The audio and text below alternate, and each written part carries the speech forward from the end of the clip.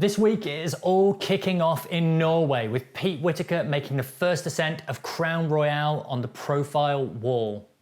Elsewhere in Norway, Jakob Schubert has confirmed the name and grade of Project Big. Pete Whittaker's new route lies just to the left of Nico Favres's classic 8C Plus recovery drink, which Pete also repeated in 2019. Whilst he hasn't proposed a grade for the new route, we're expecting it to be in the same region, 8C Plus, possibly 9A, all on trad gear. Pete climbed his new route, Crown Royale, in what he described as an Irish mega pitch.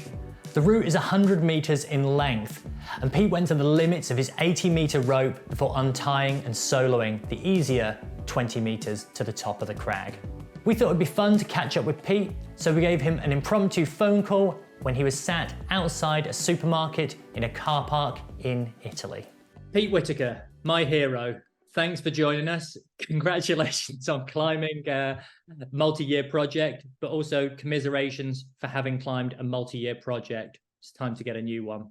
Can you tell us more about what you have just done over on the profile wall? Yeah, so the route I was trying is kind of like you could say like a bit of a long-term vision of a project. And I would say it's like the last major obvious line on the profile wall. There's still a few things to do. But yeah, this was kind of like the obvious feature, like left of recovery drink. And yeah, it basically like links a couple of things together, which I've done in the past. So the start of a route, which I did Crown Jewel, and then into a recent route, which I did called Eigodosis. And always the objective was to kind of do that as a pitch, but it just took me a while it was nice to just kind of do the other ones around it, like the easier versions, and then be able to link it all together. So yeah. Took you a while to build up to climbing 8C plus and 80-meter 8C plus on track gear. Yeah, exactly. Yeah. And after you did Eigodosis, so that's in effect, that was the second pitch that's like higher up on the wall. What you have just done with Crown Royale is climb the bottom section into that established 8C that you put up, was it last month? Yeah, exactly. Yeah. So yeah, the bottom starts up a route which I originally did back in 2019. So that was just after I'd done recovery drink. I did like the start of it, but then I also like finished up an easier finish. So it's like the start into an 8A finish, whereas this is the start into like the 8C finish. Or I think it's 8C, but that's just like my random guess, how it always is. But there we are. You described this as being the ultimate pump fest, which is my kind of phrase. Just how pumped were you on the first free ascent? Yeah, it's definitely the ultimate pump fest. Basically, it's like 60 meters of steep climbing, so that's where the main difficulties are, and then you have like 40 meters to top out the wall. But like at the end, it's pretty easy at the end. It kind of gets easier and easier as you get to the top. But even on the jugs, I was just like, oh, when your hands, I didn't feel pumped, but my hands were just uncurling because I was so pumped. It was like a weird feeling. For the benefit of our audience, could you quantify, how easy is easy at the top? Because there's like my kind of easy, and then there's probably like there's probably easy at the top of an 8C plus is, what are we talking here? After the final crux, then it's probably just like a 7C to the top. So like a French 7C. So like considering all the stuff that you've done below, then it's not like too bad. But the problem is like the weight of the rope. And yeah, just I tried to minimize the drag as much as possible, but still when you've like come up a 60-meter pitch, the weight of the rope is still pretty heavy. So yeah. The crag itself, the gear looks bomb. It's a lot of it's following cracks, but with the benefit of face holds. You said that as well, the variation in between the crack style of climbing, it's not your uniform desert crack. It's really kind of intricate and awkward and has a bit of everything from, I think, fingers to the infamous wide pony. Yeah, exactly. So I think that's a quite nice thing about the profile wall is that it has a mixture between jamming and face holds. So you're always transitioning between the two, but then that also gives you like really good opportunities to place gear. So it always feels really safe. The other thing is it's really steep as well, so you can just take like big runouts and then just take big falls, and you don't have to think too much about placing gear when you're high up. So yeah, Like sport trad climbing. it basically is. Yeah, pretty much. But I think it's really useful to be like a proficient crack climber when you're climbing there, but it's also really useful to have a good level of basic sport fitness, and not just have climbed in Indian Creek your whole life, because it really is like a blend of two. You're basically nearly 9A levels of sport fitness are useful on the profile wall. That's what I'm hearing. Yeah, I mean it's helpful to be like a decent level in general climbing and crack climbing. I think it really helps. Yeah. So how does this compare to other hard routes you've done? I guess in particular recovery drink. Yeah, I think the easiest thing to compare it to is recovery drink, because it's like immediately right of, well, sorry, the new route is immediately left of it. They're right next to each other. Similar styles.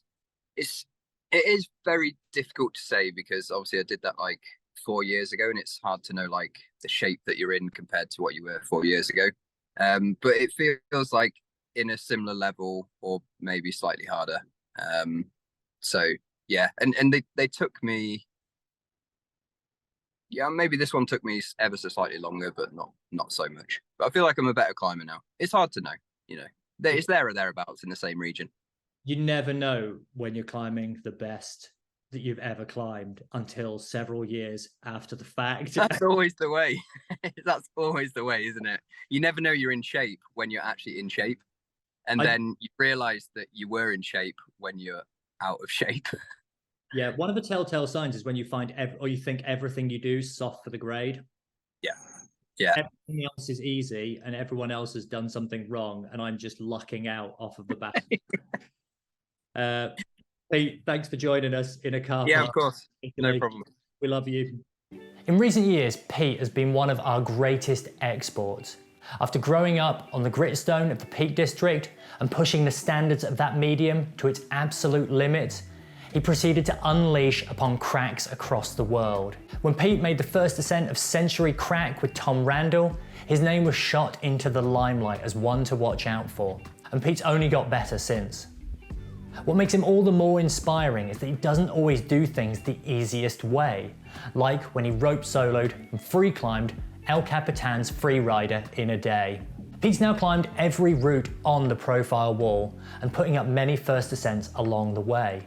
Crown Royale in particular now rates as one of the hardest trad climbs in the world, and we look forward to see where he goes next after that. Next up, 1 week on from Jakob Schubert making the first ascent of Project Big, he has published his thoughts on the grade and given it a name.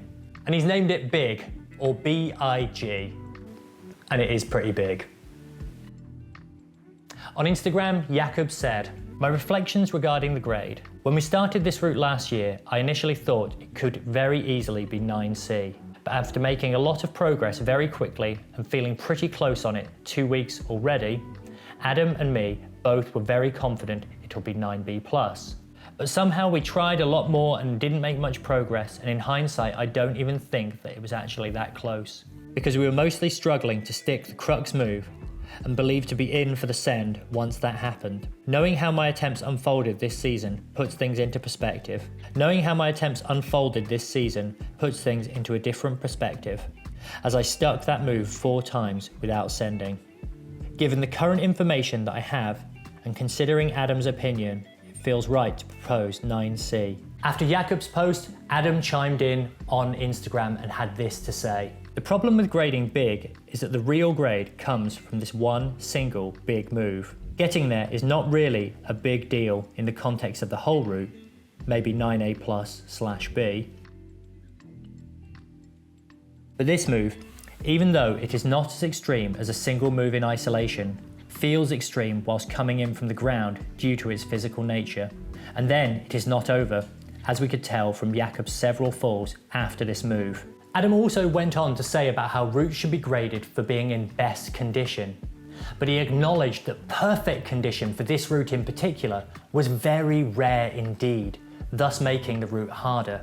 We'd love to see Adam get back on big again sometime soon. hopefully with the send.